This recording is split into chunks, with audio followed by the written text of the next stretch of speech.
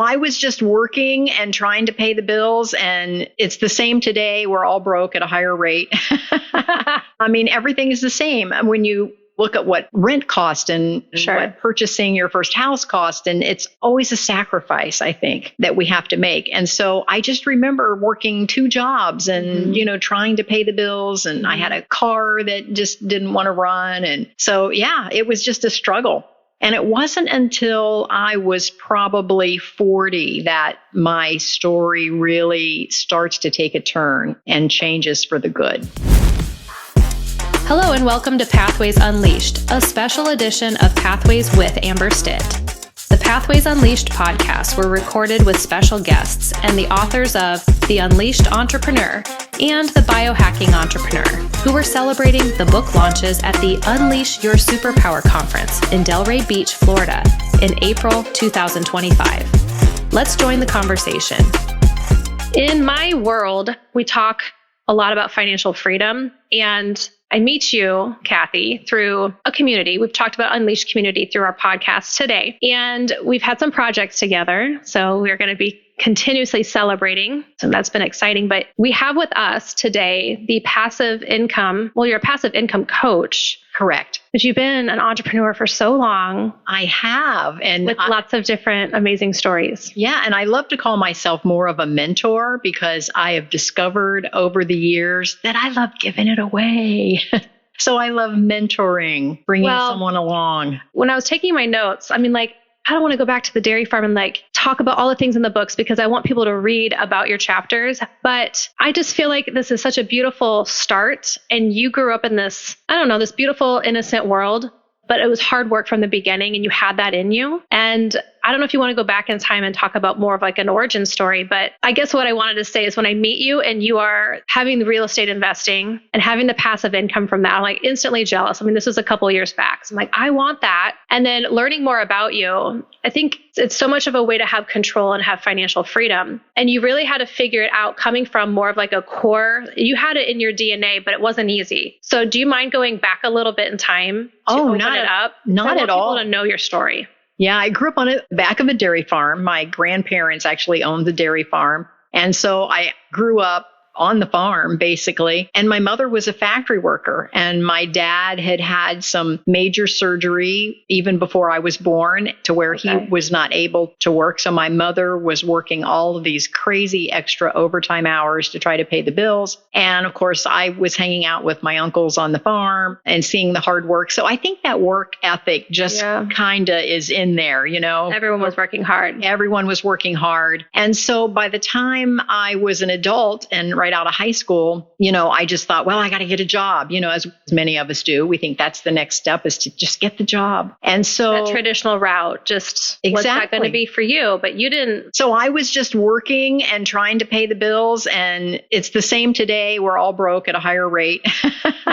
Everything is the same. When you look at what rent cost and what purchasing your first house cost. And it's always a sacrifice, I think, that we have to make. And so I just remember working 2 jobs and, trying to pay the bills. And I had a car that just didn't want to run. And so, it was just a struggle.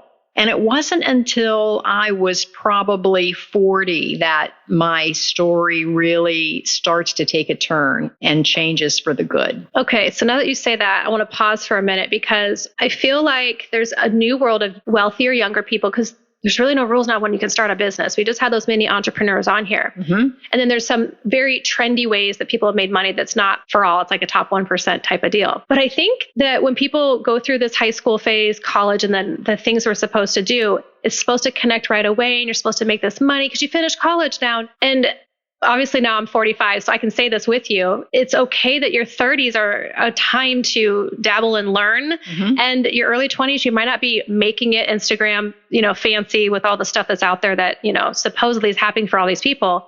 There's a world of just seeing all this success out there. But most often the true entrepreneurs or people just working, it doesn't truly always connect until you're a little bit older and it's okay. And so we don't have to rush to have all the things. And sometimes it's the vanity items that we kind of go through sometimes when we do make some money, awesome. But then there is some, fun and wisdom with turning a certain age where you're And there's always more the peace. exceptions. Yeah, there's always, the young 20-year-old that's, making his first million already. But we find that when you're just out there and you're meeting common folks, that oftentimes they don't know what they don't know. And so they just don't know how to turn any of their income into passive income. Yes. And so they're just about that. So they just think they have to work more hours. That's what I always thought. Well, this is something too in my notes, and not to interrupt, but impact making a difference. You talked about briefly at the beginning, maybe with having more meaningful work. Sometimes we have to do more traditional work, but you talk about that in your writing. And we haven't talked about the fact that you're a bestseller in the books that you have. And then we're going to continue celebrating throughout the week. That's what I loved pulling out and extracting from your work, is that we might have to go traditional for a moment, and it's probably teaching us, but I learned so many skills. I learned so many skills in the traditional workplace, and I can carry that on through now into my entrepreneurial. I had beauty salons. That is actually what turned the corner for me when I realized that my nail tech was making more money than I was. And I said, oh my goodness, let me take a look at this. And so I went to cosmetology school, came out as a licensed nail tech. And after a year or two in the industry, realized that, yes, I was making more money than I had made on my corporate job. So I left the corporate job behind. That's the thing I think a lot of people want to think about is, okay, do I just start a business? No, you could be corporate and start the side business, then eventually take that. That might be the safer play if you have access to do that. So thanks for saying that. Keep going. I've done that all along. So whenever I'm ready to reinvent myself, if you will, I always try to take a couple of years to do that so that I have that foundation, that financial foundation. Cool. And again, for me, it wasn't because I was brave or smart or all those things. It was because I was scared. I didn't want to let go of that corporate job with the health insurance. You've been brave, girl. You've been brave. And so I made the jump and I went full time into the salon industry. And then, of course, when I realized the potential and my coworkers around me, they were all like, oh, you should start a salon. You should be a salon owner. And I'm like, oh my goodness, what does that look like? So I just had to start. And I say this all the time to my students. Oftentimes they're expecting to get clarity and then they're going to start. And I say, you have to start first and clarity comes second. Okay. So it doesn't have to be this perfect, pretty. We had a lot of perfectionists so far today. Can you imagine that? This episode of Pathways has been brought to you by Owl. Owl gives you access to new networks and valuable contacts, otherwise unreachable without a referral. Get in touch instantly in real time on a private one-on-one audio call. Search through vetted professionals to connect with the people you are looking for. Download the Owl app today and expand your reach. And you talk about, wrote this down, fasting, because I don't know, I don't have this crazy fasting schedule, but you talk about health in your books and your writing. Are you still doing that? Is still incorporating that into your daily? Yes, absolutely. The first book was called To Speak, Lead, and Impact. And in that book, I talked mostly about my story and how I transitioned from corporate into being an entrepreneur. And then the Impact Entrepreneur book, which was my second one, is I talked more about how you can make an impact not only in your community, but around the world from giving, because I was at the place where then I could give. You said something about doing things for free early on, but you're talking about the giving, making that impact. So that's from my notes. I want to make sure that it's really neat to see the transitions. And then my third book, which is the one coming out this week, is the biohacking entrepreneur. And I see you have a copy here. So that's the third one, is the biohacking entrepreneur. And in the biohacking is where I talk about the fasting, because I spent 25 years in the salon industry. And I have to say it was very good to me. Once I realized that there was lots of money there, it was very good to me.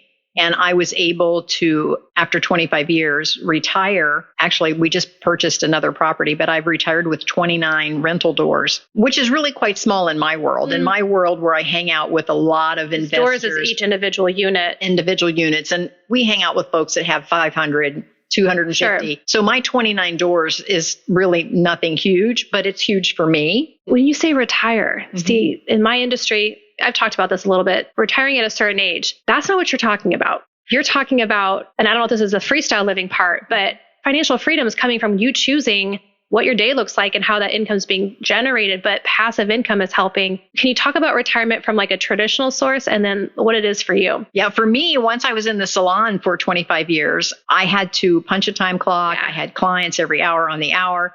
And I was breathing a lot of chemicals. I had my hands in a lot of chemicals. And so that's where the biohacking comes in with the third book, is that I knew I needed to stop that. Okay. And so yet again, at age 60, I was at a spot where I had to reinvent myself again, or I told myself I needed to, which for health reasons I did. And so that's where I made the transition and said, okay, what do I really want my life to look like? What do I want that freestyle life to look like? And I said, I want to be able to work from anywhere in the world. I want to travel. I want to podcast from London, which I did, by the way, just recently. And I want to podcast from Italy. And I want to do what I want to do and live the life I want to live, but have the financial foundation that allows me to do that and not have to worry if I have to, count my pennies to buy pizza on Friday night. And so that's where over the years, I've just built my entrepreneurial business to where I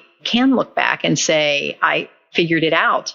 I look in the mirror every morning and say, Kathy, you're smart enough to figure this out. There's people that have it figured out. You are smart enough to figure this out. So I brought up the fasting part. Talk about your wellness journey, things that had changed for you. And was it different from, like you said, 60? Are you doing things differently? Absolutely. That are even better now than ever? Absolutely. Again, I spent 25 years in the salon business, and I was a licensed nail tech because I was age 40 when I got into the salon business. I did not do the full cosmetology program. I just did the nail program because it was faster and cheaper. And that's why I did it. And so I sat behind a nail table for 25 years. And after a while, the doctor was talking about surgery on my shoulder and on my elbow and on my wrist and on my neck and on my back, and, because I was repetitive sitting at the nail table for 25 years. And so I knew that I needed to make a change. And I was having such a hard time with that because I knew once I left my clients, I couldn't call them up and say, oh, I changed my mind. I knew that once they found another place to get their nails done, it was highly unlikely that they would all just go, oh, sure, Kathy, we'll come right back. Because their thinking is, oh, when is she going to do this again? I know she's going to retire someday. So we're just going to stay with the new person.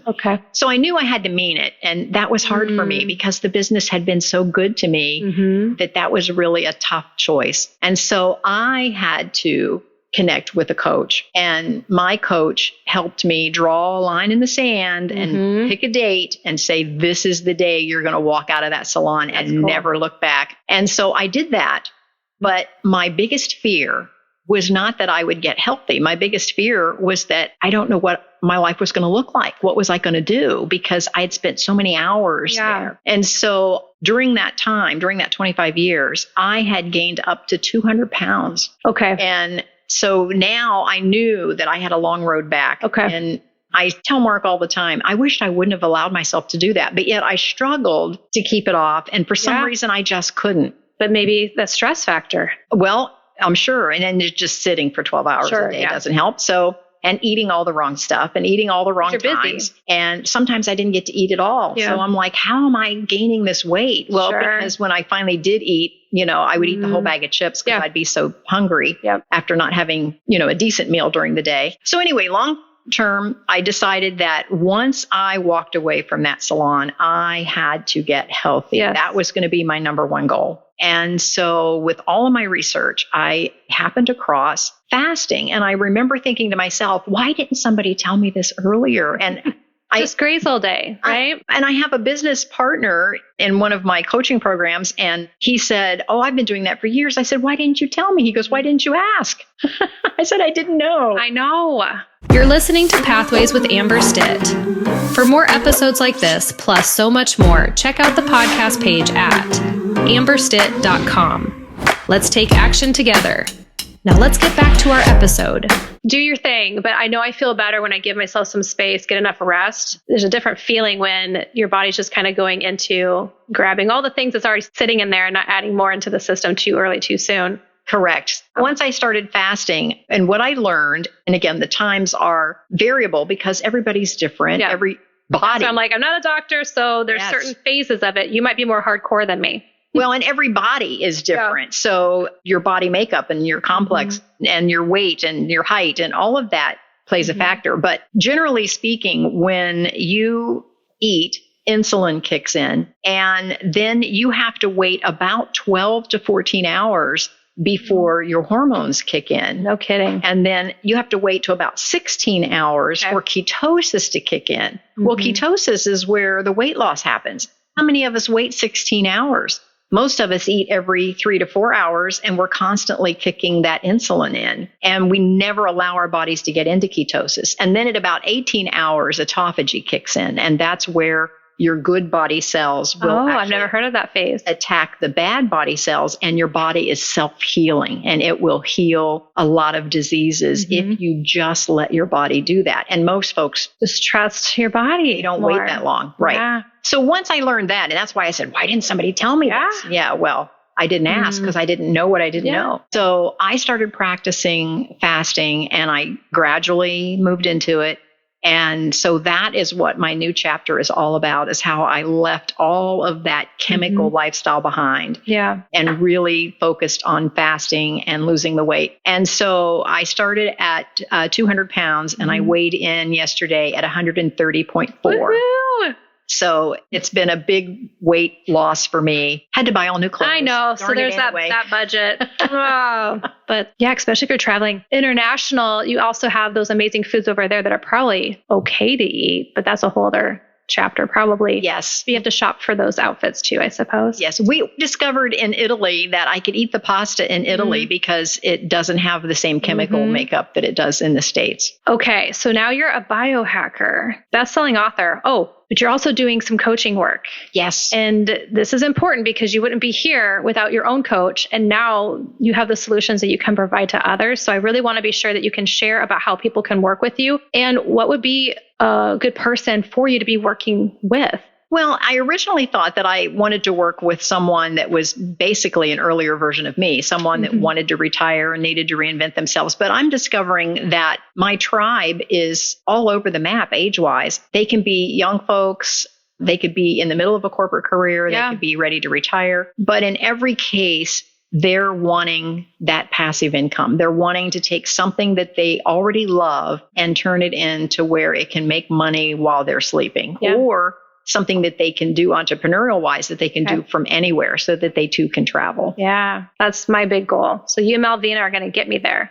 Oh, yes. Malvina and I, we talk probably, maybe even a couple times a day. Yeah, that's really neat. So I'm excited to be able to celebrate the rest of the week with you. Yes. In the show notes after today, we're going to have your information linked up. And so you gave me all those goodies. And then if anyone local in Boca tomorrow for the live book signing, you can meet her and celebrate all these books, but definitely get your book signed by Kathy. So really appreciate you coming in today, and we're going to keep this party going all week. Yes, I love it. Thank you so much. I'm so happy to hang out with you today. Thank you. Thank you. Thank you for joining us for this special edition of Pathways Unleashed, recorded at OWL headquarters here in Delray Beach, Florida. Join us for more powerful conversations with real people who dare to design life on their own terms. Until next time, keep taking action on your unique path.